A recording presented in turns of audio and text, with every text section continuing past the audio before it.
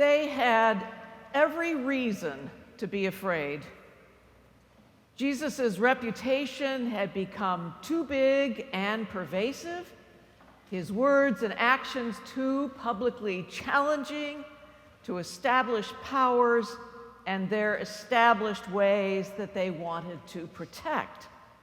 So the Roman and Judaic leadership colluded to abolish him. In getting rid of him, they thought they would abolish this disruptive threat. And why would they stop with just him? Who's to say that they wouldn't come after the disciples too? They had been seen with him for the last 3 years. They were known to be the team, Jesus' people. So of course, it was very possible the worldly, political, and religious powers would come after them too.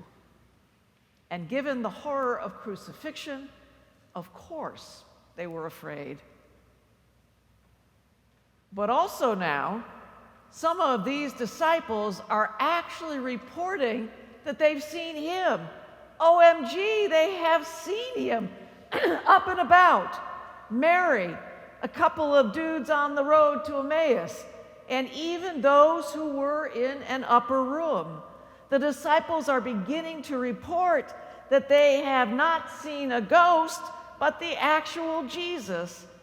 So evidently, he isn't really dead, but up and about, which is a stunning phenomenon in and of itself, because who had ever risen up, bodily risen up from the dead ever before? No one. And evidently, he's not leaving them alone, but coming after them. So I'm not sure who they were more afraid of, Rome, the Sanhedrin, or Jesus, especially since they had abandoned him when he stood before the Sanhedrin, before Pilate and Rome and Roman power, and while he hung horrifically on a cross. Just not sure who they were more afraid of, Rome, the Sanhedrin, or Jesus himself. So a locked door seems pretty understandable. I don't blame them one bit for hiding behind a locked door. So, what doors do you hide behind and keep locked? Keep locked to keep the world away and to keep Jesus away. I imagine each one of us in the house today and those of you online have real doors or proverbial doors that we scurry behind, slam shut, and lock to keep the world away and even Jesus himself. After all, the world can be a pretty scary place, especially today. News that is so negative or news that is so biased that it's hard to find truth. Autocratic leader-led violence in Ukraine, Gaza, and the Sudan, just to mention a few. Congresses that care more about power than the ability to find discursive compromises to protect and further our capacity for health and well-being. Seemingly our inability to trust each other so that collectively we can actually listen respectfully to each other and actually mutually care more about gospel justice and goodness than personal power. Diminishes behavior and ideas that diminish the other through actions that says some human beings are not valuable and need to be restrained. And now a bridge collapsed by accident, but whose impact for all of us will be incredibly pervasive. And the world can be a pretty scary place personally, too, I think. We ones who already know more about technology than I do, I personally find that pretty scary. But also its consumptive presence. And is that technology good or bad these days? Struggles in schools to catch up after the pandemic, and now to the wonder if college debt is worth it. jobs that are changing in structure, content, and location. And maybe our personal relationships that have us worrying about the tenacity and durability of love and personal connections. Or like family meals where certain topics can't be broached because the disagreements are so strident. Yada, yada, yada. And then there's Jesus himself, right? Who, despite all the joy and wonder and power of a risen Jesus, that nothing, not the powers of this world or death itself, can contain Jesus. He has risen. Alleluia. Yeah, alleluia. That despite that stunning truth, it means that Jesus is coming after us. Oy vey. Because being affiliated with Jesus, being one of his team, comes with some expectations and demands that actually call us, require us to speak up audibly and do some stuff that challenges worldly power or just a neighbor or maybe even a family member. But who wants to challenge political and religious power or friends and people we like and love who probably don't really want to hear us anyway?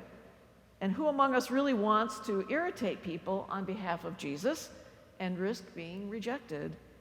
It's easier to hide behind a locked faith door because being affiliated with Jesus, being part of his team, can be scary because it comes with some expectations and demands that actually require us to speak up and act accordingly. So I'm just saying, despite the witness of others that Jesus is alive, OMG, I would mostly rather hide behind a locked door, for which, by the way, there is only one key, my key, and I ain't giving a copy to anyone else. So Thomas is my hero.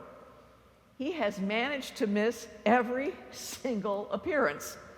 And no matter what people are telling him, or how many, Thomas says, "Show me, my hero." Unless I see him and can touch where he was nailed, I will continue to hide behind my proverbial locked door. Glad you have seen him and are excited, but that's not enough for me, Thomas says.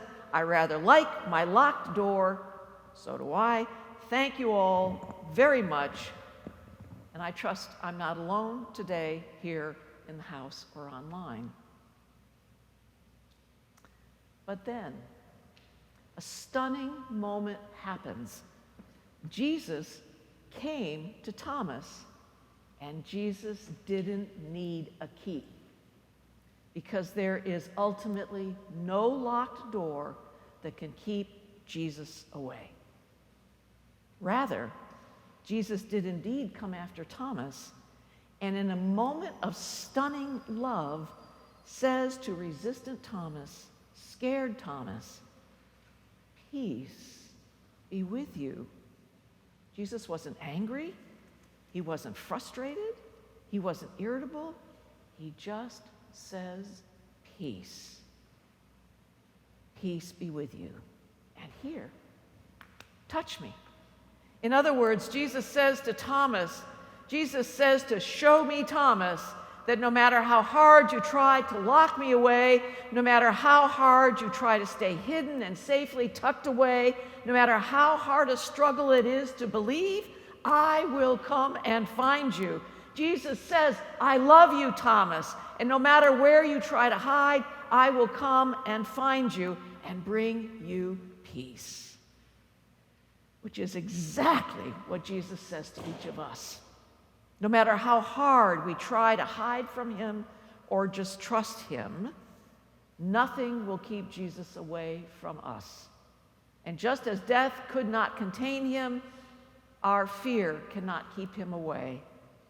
Jesus says, I will bring you the peace you most yearn for, the peace that will allow you to throw away the key.